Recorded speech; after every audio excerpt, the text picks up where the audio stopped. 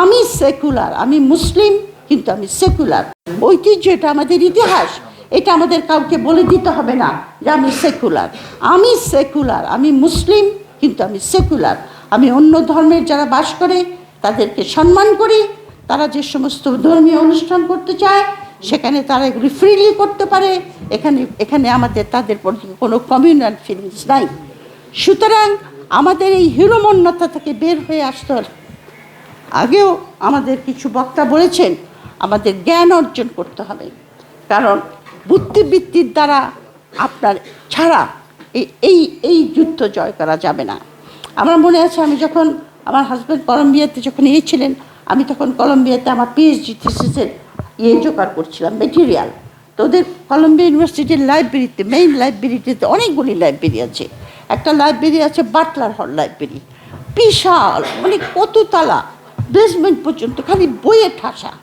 তা আমি বাসায় এসে আমার হাজব্যান্ডকে বললাম, আসলে না আমেরিকানদেরকে হারানো যাচ্ছে না, বা অথবা পৃথিবীর এত বড় পাওয়ার হয়েছে বিকজ অফ দেয়ার জ্ঞান চর্চা, বিকজ তারা এত পড়াশোনা করে। এখন অবশ্য ট্রাম্পের আমেরিকার কথা বলছি না আমি, কিন্তু আমেরিকা আজকে যেখানে উঠেছে খালি বুদ্ধিবৃত্তির চর্চা করা। এমনকি ইন্ডিয়াতে আমি বলবো, ইন্ডিয়াতে যে জাতীয় বুদ্ধিবৃত্তির চর্চা হয় আমার দেশে তার 1% হয় না। ইন্ডিয়াতে বহুত থিঙ্ক ট্যাঙ্ক আছে, বহুত স্কলার আছে, যারা ক্রমাগত ইন্ডিয়ার সিকিউরিটি, ইন্ডিয়ান নেশন, ইন্ডিয়ার কত এগুলি নিয়ে। বুদ্ধিবৃত্তির চর্চা ছাড়া এই যুদ্ধে জয় করা যাবে না। আর একটা হলো, চর্চা করতে হবে আমাদের সংস্কৃতি, যেটা ওসমান হাদি শুরু করেছিলেন। আমাদের সংস্কৃতি অত্যন্ত অত্যন্ত অত্যন্ত রিচ।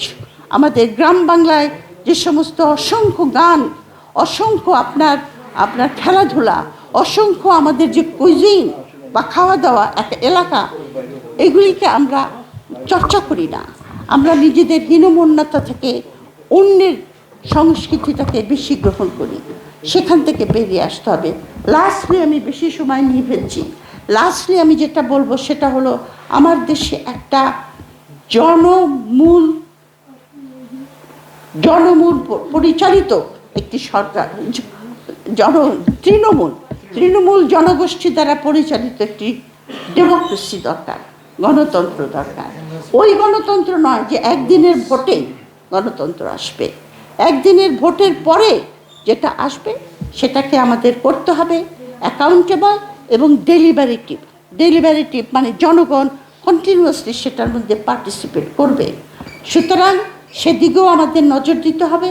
কারণ সেই জাতীয় জনগণ সংঘবদ্ধভাবে যে সরকারকে সাপোর্ট করে, সেই সরকারকে বা সেই দেশকে কিন্তু কেউ দমন করতে পারে না।